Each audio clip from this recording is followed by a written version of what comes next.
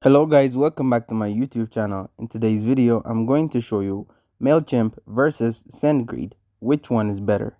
So first, it's important to go over what these tools do exactly and who they are. For MailChimp and SendGrid are both email marketing tools, but they are very different. Now let's compare their key features.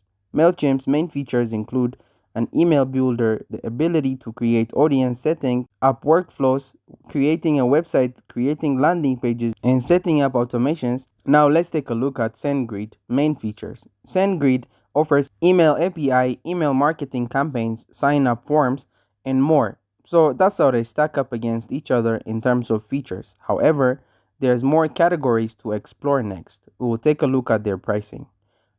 MailChimp has a basic free plan, and on top of that, MailChimp pricing is divided into three parts: email marketing, websites, and transactional emails. SendGrid's pricing plan are split up into developers and marketers. For both of them, there is a free plan available. Now, one category that I like to take a look at when making a decision like this is the customer reviews, because what better way is there to find out which product is better than to look at the opinions of hundreds of experienced users? So let's take a look at what their users think. On Capterra, MailChimp scores 4.5 stars out of 5 with over 177,000 reviews.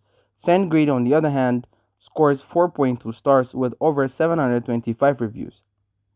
So finally, I'll give you my honest and unbiased opinion about which of these tools I prefer and why.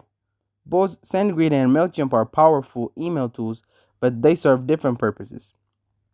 SendGrid is best for transactional emails where deliverability is crucial, while MailChimp excels in marketing features and user friendlies.